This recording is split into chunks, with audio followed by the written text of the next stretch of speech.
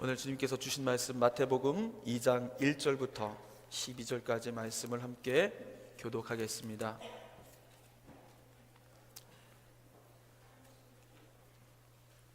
마태복음 2장 1절부터 12절까지의 말씀 교독하겠습니다. 헤롯 왕 때에 예수께서 유대 베들레헴에서 나심에 동방으로부터 박사들이 예루살렘에 이르러 말하되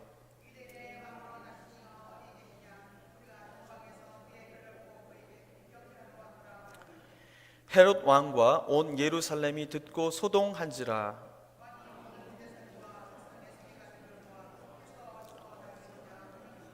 이르되 유대 베들레헴이 오니 이는 선지자로 이렇게 기록된 바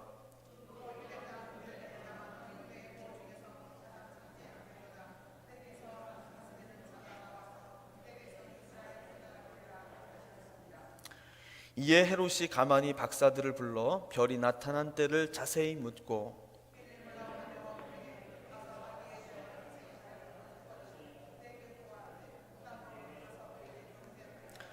박사들이 왕의 말을 듣고 갈새 동방에서 보던 그 별이 문득 앞서 인도하여 가다가 악이 있는 곳 위에 머물러 서 있는지라. 그들이 별을 보고 매우 크게 기뻐하니라. 집에 들어가 아기와 그의 어머니 마리아와가 함께 있는 것을 보고 엎드려 아기께 경배하고 보배합을 열어 황금과 유향과 모략을 예물로 드리니라. 그들은 꿈에 헤롯에게로 돌아가지 말라 지시하심을 받아 다른 길로 고국에 돌아가니라. 아멘. 하나님의 말씀입니다. 오늘 이 시간 아기 예수님의 탄생을 축하하는 귀한 찬양이 준비되어 있습니다. 최미희 집사님 나오셔서 오 홀리나잇이라는 찬양을 주님 앞에 드리면서 영광 올리도록 하겠습니다. 그러실 때에 많은 은혜 받으시기를 바랍니다.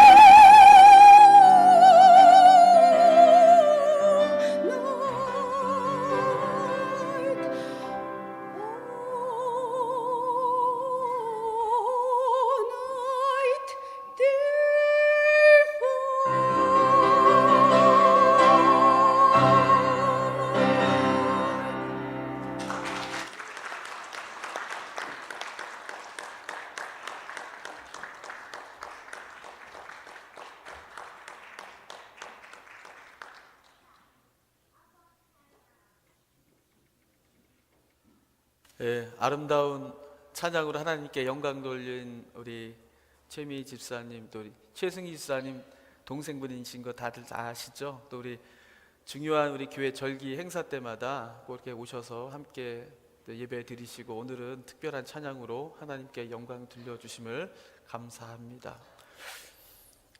오늘 전교인 연합 예배로 오늘 예배를 드리게 되었습니다. 오늘 아기 예수님께서 우리에게 오신 그 때를, 그 날을 기억하면서 우리에게 정말 하나님의 평화가 우리에게 넘치듯 임하시기를 주님의 이름으로 간절히 축원합니다. 성탄절인데 좀 분위기가 왜 이렇게 좀 쭉 다운되어 있는지 모르겠네요. 저 앞뒤 좌우로 한번 인사 나눠주시면 좋겠네요. 우리 뒤에는 또 어린이들 와 있고요. 같이 축복하는 메리 크리스마스 또는 아유 잘 오셨습니다. 아기 예수의 생일을 축하드립니다. 이렇게 서로 인사 나누시면 좋겠습니다. 벌써 다 끝나셨어요? 오늘 인생에서 제일 또 중요한 해마다 찾아오긴 하지만 이제 나이 먹는 거 이제 싫어하시는 분들은 생일 자꾸 기억하는 거 별로 안 좋아하시지만은, 그래도 어쨌든 우리에게 생일은 또 중요한 날이고 의미 있는 날이지 않습니까? 더군다나 그것이 보통 우리들의 생일과는 다른 하나님께서 인간이 되셔서 임마누엘 하시는 그분의 은혜가 세상에 밝히 드러난 날이 아니겠어요? 그러니까 우리가 이 날을 해마다 또 성탄절이야, 또 선물 준비해야 돼, 아이들이 또 선물 사달래, 이런 어떤 시달림으로 기억되는 그런 절기가 아니고, 우리에게 우리가 우리가 구원을 얻게 된 가장 근본적인 사건, 이것이 없었더라면 우리는 아직도 어둠 속에 살아갈 죄인이었구나라는 사실을 깨닫게 되고 다시금 생각하게 되는 그러한 성탄절이 되기를 원합니다. 이사야서 7장에 보면요, 임마누엘 예수님에 관한 이야기가 예언으로 나옵니다. 우리가 예수님을 말할 때에, 예수님의 이름을 얘기할 때에 임마누엘 예수라고 얘기를 하지 않습니까? 임마누엘, 하나님이 우리와 함께 계시다라는 그러한 뜻입니다. 예수님의 또 다른 이름 임마누엘, 하나님께서 우리와 함께 계심을 바로 확증해 주시고 그것을 친히 우리 눈에 보이도록 만들어 주신 사건이에요. 그래서 이 사건은 정말 온 인류가 경축해야 될 일이고, 그저 한 절기, 행사, 잠깐 떠들썩했다가 지나가는 그런 절기로 우리가 기억하지 말아야 할 것입니다. 그래서 성탄절은 참 즐겁고 기쁜 날이죠. 그래서 우리 어린이들 가운데서는 성탄절 특별히 왜 좋아요? 이렇게 물어보면은 선물 받을 수 있어서 좋다고 말하는 우리 어린이들도 있을 거예요. 벌써부터 오래전부터 무슨 선물 갖고 싶다고 말하던 어린이 있지 않던가요? 있었을 거예요. 예, 그런데 한번 생각해 봤으면 좋겠어요. 우리 어린이들도 함께 생각해 봤으면 좋겠어요. 이상한 게 있어요. 성탄절은 무슨 날이라고 그랬죠? 크리스마스. 그래요. 그건 영어로 얘기한 것이고, 성탄절은 무엇을 기념하는 날이에요? 예수님의 태어나신 날이에요. 그렇죠. 예수님의 생일이에요. 웬디가 아주 대답을 제일 잘했어요. 자, 그러면 선물은 누가 누구에게 줘야 돼요? 네? No way. 자, 누가 누구에게 주는 날이에요? 선물은. 자, 예수님의 생신이라고 대답은 해줬습니다. 그럼 누가 누구에게 선물을 줘야 됩니까? 우리가 예수님에게 선물을 드려야 하는 날이죠? 맞아요. 우리가 예수님께 선물을 정성껏 준비해야 드려야 되는 날입니다. 그런데 목사님도 그랬고요, 저도 그랬고, 여기 계신 많은 분들도, 성도님들도 그러셨을 거예요. 우리 어린이들도 그럴 수도 있고요. 성탄절에 선물을 받는 것에만 너무 우리가 익숙해졌었어요. 선물 받고 싶어, 엄마 이번에 선물 사주세요, 이거 갖고 싶었어요, 이렇게 말하는 것에 너무 우리가 거기에 익숙해졌어요. 친구 생일잔치에 초대받았어요. 그런데 친구 생일날 갈 때에 선물을 가져가지 않고 오히려 생일 맞은 친구한테 선물을 달라고 한다면 그 생일 맞은 친구는 어떻게 생각할까요? 굉장히 기분이 나쁘겠죠. 아니, 내 선물인데 왜 나한테 선물을 달라고 그래? 아마 그렇게 할 친구는 아마 없을 겁니다. 오늘 성탄절의 주인공은 예수님이라고 했습니다. 그러면 선물을 우리가 받는 것이 아니고 선물을 예수님께 드려야 하는 날이에요.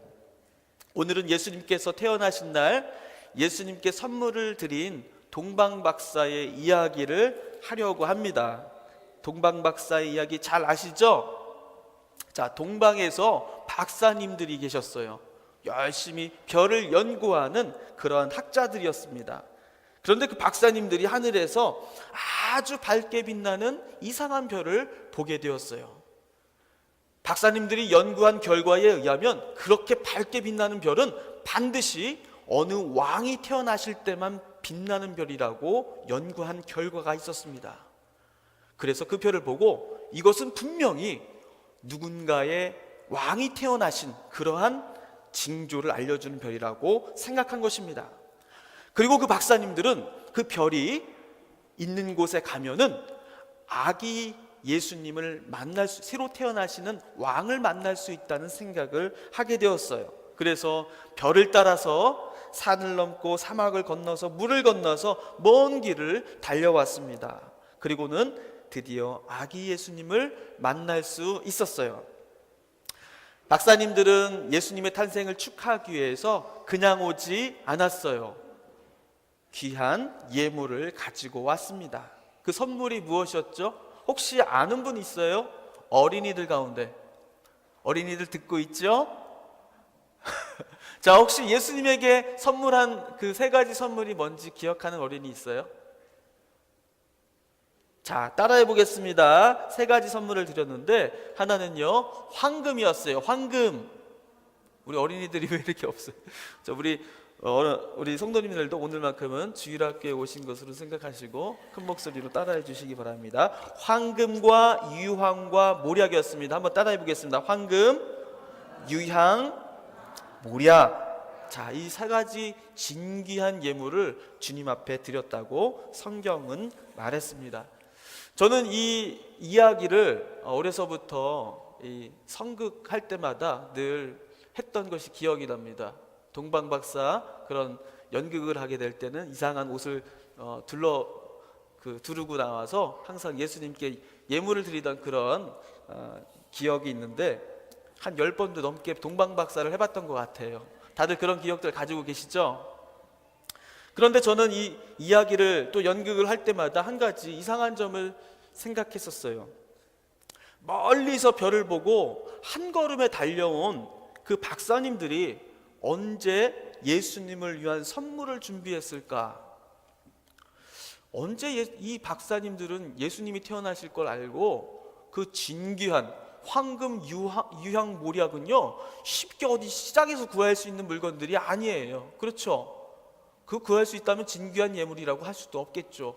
예물, 보배가 들어있는 그 함을 열어서 주님께 바쳤다고 그랬어요. 어디서 이걸 준비했을까? 저는 이게 항상 궁금했었어요. 여러분 궁금하지 않으십니까?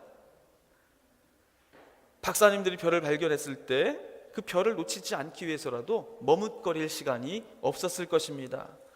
집에 들르거나 요즘처럼 인터넷 쇼핑을 해가지고 당일 배송하는 그런 좋은 서비스를 받을 수 있는 것도 아니었을 거예요. 그런데 분명히 박사들은 분명 보배합을 열어서 황금, 유황, 모략을 드렸다고 말하고 있습니다. 어떻게 드렸을까? 성경은 물론 선물을 준비한 과정까지 설명해 주지는 않습니다. 그런데 저는 정답은 쉽게 찾을 수 있다고 생각을 해요. 동방박사들이 별을 보자마자 그 별을 따라가서 예수님께 가장 귀한 그 선물을 드릴 수 있었던 것은 바로 동방박사들 자신들이 가지고 있었던 가장 귀한 예물, 본인들이 가지고 있었던 가장 귀한 것을 바로 예수님께 드렸기 때문이에요. 자, 오늘같이 갑자기 우리 이렇게 모여 있는데 예수님께서 태어나셨다는 소식을 들어보세요.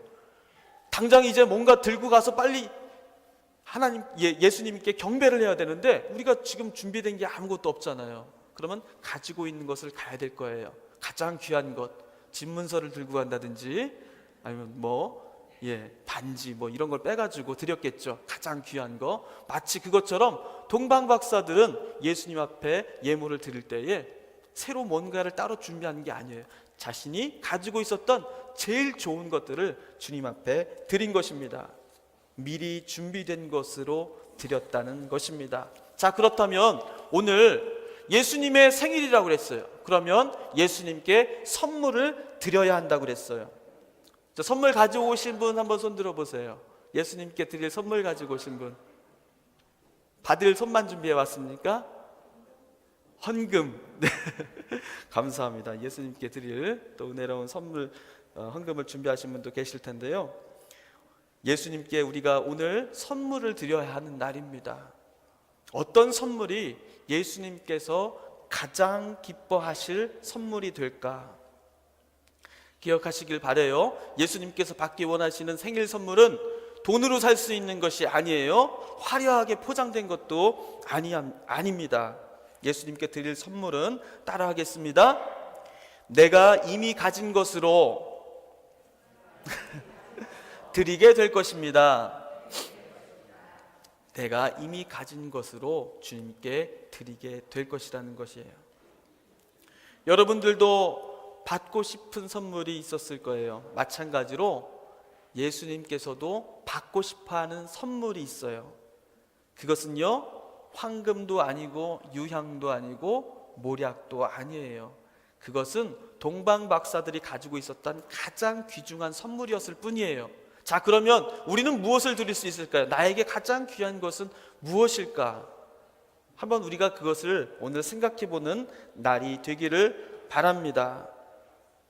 나의 가장 소중한 보배합을 열어서 그걸 주님 앞에 드리는 것, 그것이 예수님께서 가장 받기 원하시는 선물임을 기억하시기를 주님의 이름으로 축원합니다. 어떤 사람은 그 보배함을 열어서 온유한 마음을 주님 앞에 드릴 수 있습니다. 어떤 사람은 그 보배함을 열어서 자기 인생의 성실함을 주님 앞에 드릴 수 있습니다. 어떤 사람은 자신의 보배합을 열어서 사랑과 기쁨과 화평과 인내와 친절과 온유함과 절제와 그 모든 열매를 주님 앞에 드릴 수 있습니다. 자, 오늘 저는요, 이 열매를 주님 앞에 드리고자 우리 성도님들과 우리 어린이 여러분들께 말씀드립니다. 우리 누가복음 3장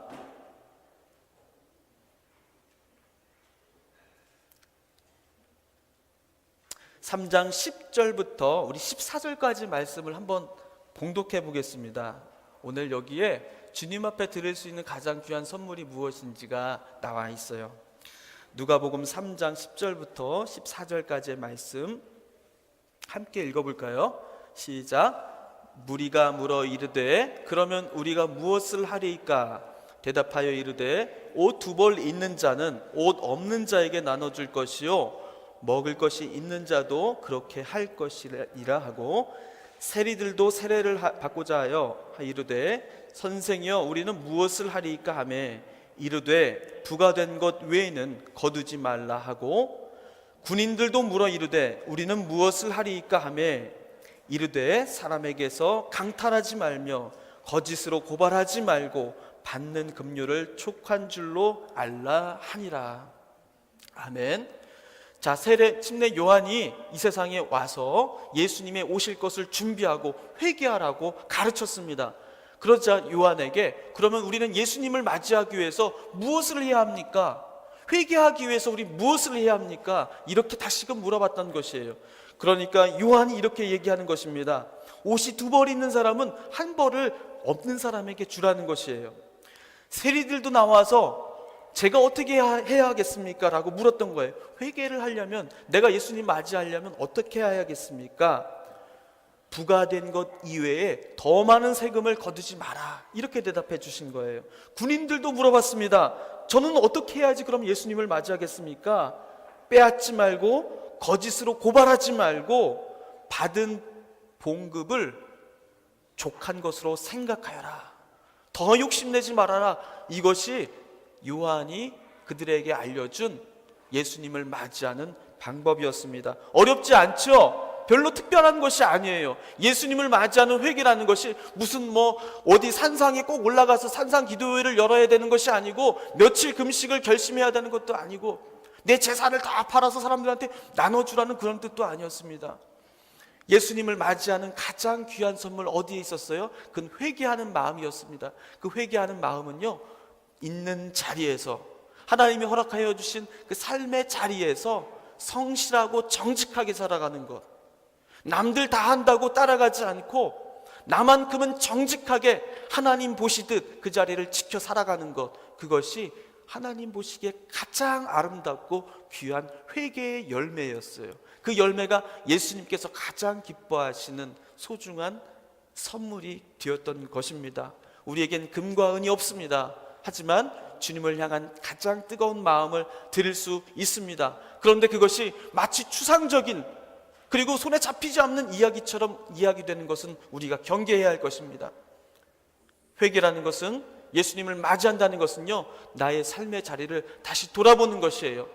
그 안에 거짓이 들어가지 아니하도록 늘 철저히 주님 말씀과 동행하는 것입니다. 그 자리가 정말 다른 사람을 속이는 자리가 되지 않도록 늘 주의하고 하나님 말씀에 순종하기를 결심하는 것입니다. 이 보배함을 주님 앞에 열어 드리기를 원합니다.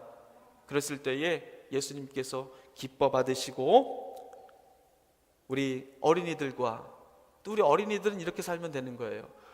우리 부모님께서 말씀하실 때에 그 말씀을 잘 새겨 듣고 그 말씀이 복이 되는 말씀이구나 생각하고 잘 따르면 하나님께서는 그걸 기뻐 받아 주시는 것입니다. 일을 하시고 사업을 하시는 분들에게 많은 유혹이 있는 줄로 압니다. 그 모든 유혹 앞에서도 하나님 믿는 자가 지켜야 할 도를 지켜나가는 것, 별로 어렵지 않아 보이지만 이것 또한 하나님 보시기에 큰 일이고 귀한 주님께서 받아주시는 선물이 되는 것입니다. 여러분, 이제 우리 어린이 여러분 맨날 산타클로스 할아버지한테 시달렸어요. 울면 선물 안 준다고 맨날 협박하고 아주 힘들었습니다. 이제는 그럴 필요가 없어요. 왜냐하면 우리는 이 날이 선물을 받는 날이 아니라 예수님께 선물을 드려야 한다는 날임을 알게 되었기 때문입니다. 이제 이 날은 우리의 가진 모든 것을 주님 앞에 바치게 되는, 드리게 되는, 결단하게 되는 그런 날이 되어야 함을 우리는 알게 됩니다. 선물을 주님 앞에 드리기를 원합니다. 우리의 정직한 마음, 우리의 사랑하는 마음, 우리의 절제하는 마음, 온유한 마음, 그리고 나의 삶의 순간순간마다 거짓하지 않고 정직하게 하나님의 말씀을 따라 순종하며 살아가는 그러한 우리의 마음을 주님 앞에 드릴 때에 우리 가족 여러분들과 또 우리 뉴 그레이스 교회 모든 성도님들 주님께서 주시는 평화가 충만하시기를 주님의 이름으로 간절히 축원합니다. 함께 기도하겠습니다. 하나님, 동방 박사들이 주님 앞에 드린 귀한 세 가지 선물, 우리에게는 그렇게 값진 것은 없사오나 우리 마음을 주님 앞에 드립니다. 요한 선지자를 통하여서 주님을 맞이하는 우리의 믿음의 자세를 주님 앞에 드려오니 주님 아기 예수님의 오심을 기쁨으로 맞이하고 축하하는 거룩한 날 되게 하여 주시옵소서. 우리 모두가 주님께서 허락하여 주시는 참 평화를 맛보게 하여 주옵소서. 예수님의 이름으로 간절히 기도드리옵나이다. 아멘.